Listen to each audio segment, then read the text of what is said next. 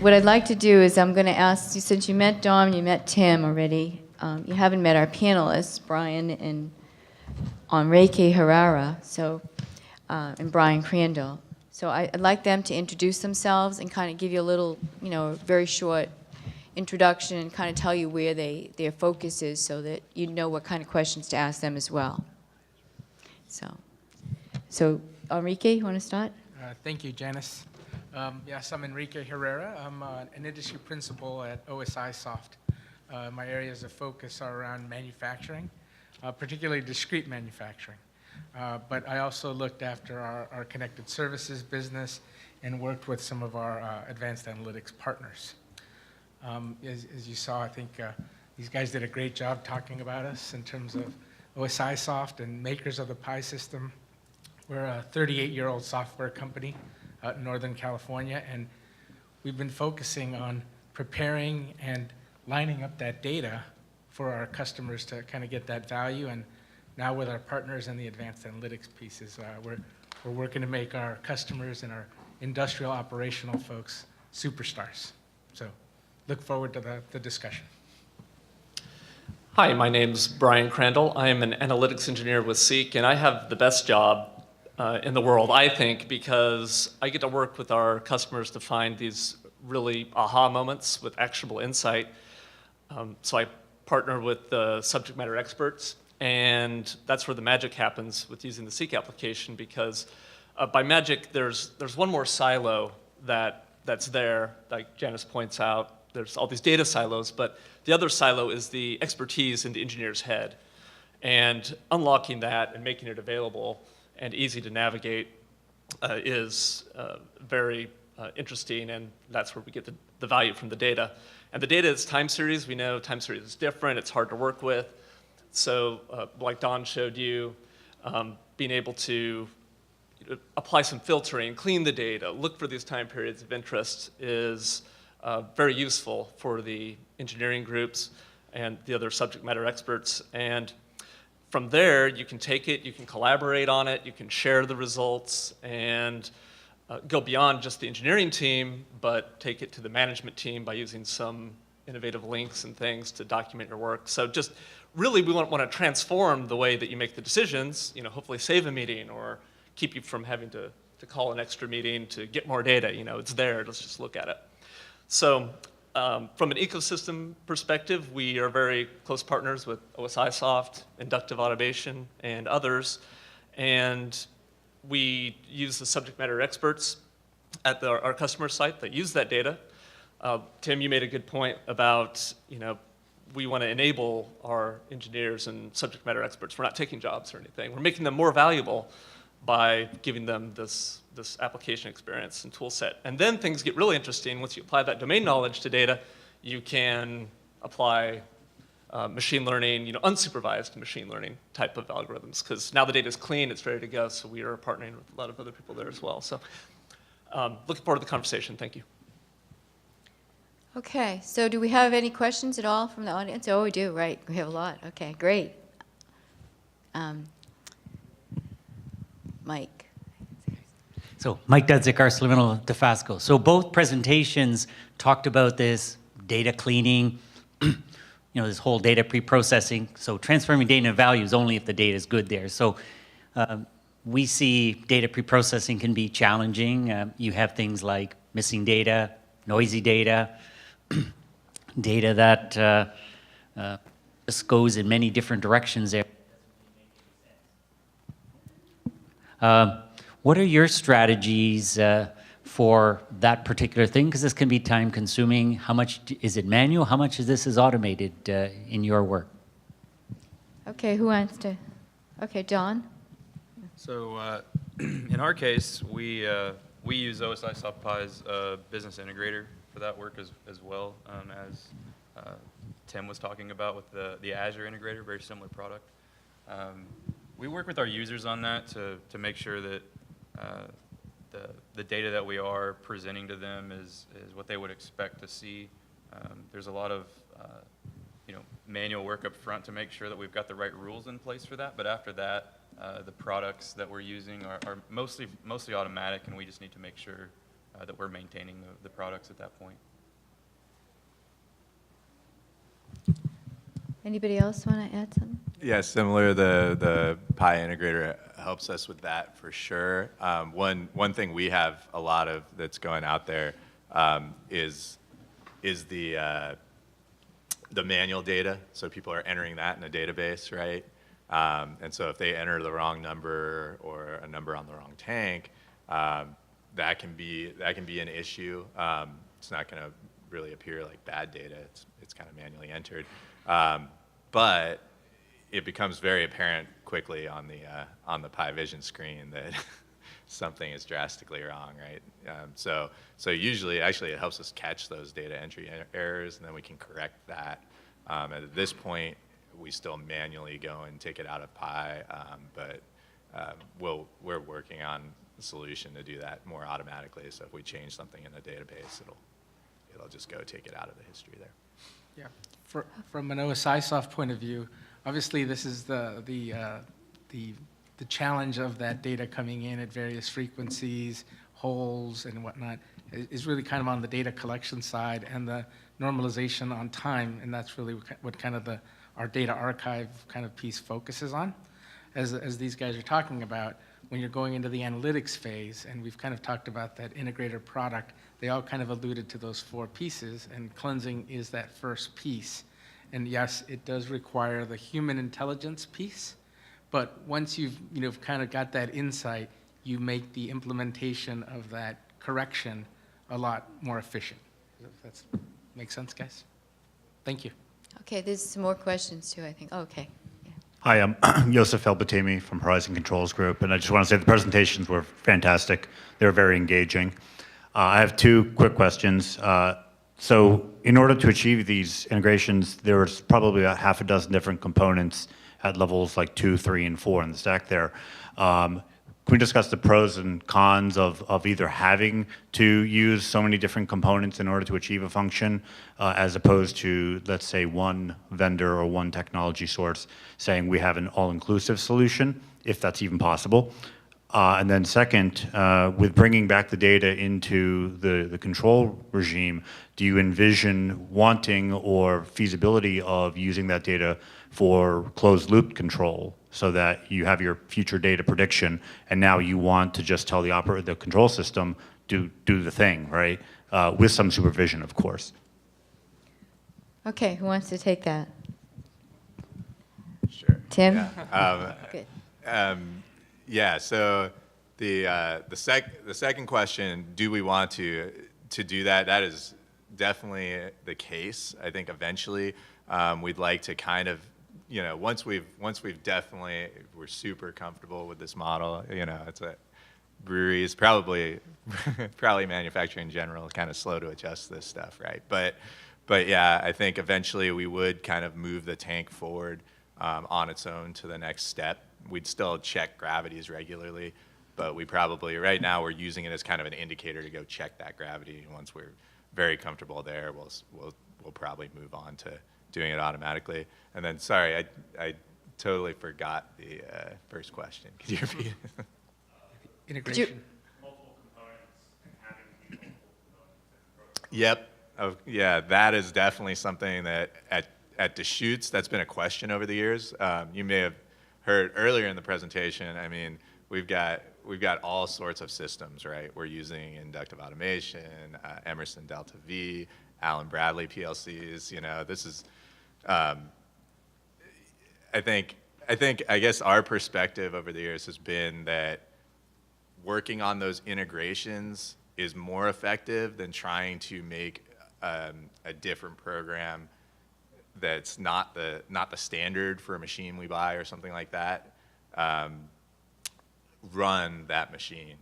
First of all, a lot of times if we buy a filler or something, that the supplier has that program. It's working the way they want it. They're the experts at it. They're not the experts at whatever we're familiar with. And so we tend to work more to find what is the hooks we need, what's the integration we want, how can we make it work from our systems, but leave it alone as its own unit. I think there's definitely a power for that. It's a powerful approach, I guess. I think any system, I've heard so many times our system does everything, right? And that was actually one of the refreshing things when OSIsoft came to the company. We were like, so what do you do? They're like, historian. We're like, what else? You know? They're like, no, that's what we do. We take data and we process it and we present it, and that's what we do. We're not trying to control the process or anything, which, I mean, I think it's kind of a refreshing perspective. A lot of times when we've gone with companies that said they could do everything, so we've done this on the IT side a couple times, and turns out that they're working on doing everything, and we get to try out developing that. You know? That's funny, right? So I think most of the environments we're working in are heterogeneous in nature, right? That's the one constant. I think if you want to take advantage of innovations, right, of our partners and different solutions, right, you need to have that kind of agility, and normalizing around the data is obviously our philosophy. But clearly, life cycle, because you mentioned equipment, right? We go to customers that have equipment that may be 60 years old with no controls on it, right? And you've got another chunk that has controls on it that, you know, it's not standardized and you don't really know what's coming out of it, and you're reverse engineering it. And then you've got some nice new stuff, and you've got to try to munge that all together. I think, you know, I don't think you'll get to a monolithic kind of hardware, software type of architecture and still be innovative and agile. That's just my opinion. And so like for the tank inventory process I had showed, you know, that flow chart can get pretty big. There's a lot of different components that are involved in that. And to your point, kind of what we try to do is get everything to that historian point. And then anything that we do beyond from that point forward is really an enhancement to that data set. And then it needs to get back to that historian so that we can, you know, fully integrate that to the other products, so that we've kind of got this single point of integration, if you will. And so we're just trying to enhance all that data in various ways.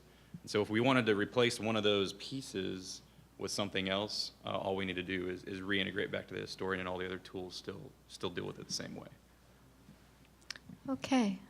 Thank you very much. Any other? Okay, good. We have a question here. Okay. Oh, we have one in the back first. Okay, sorry.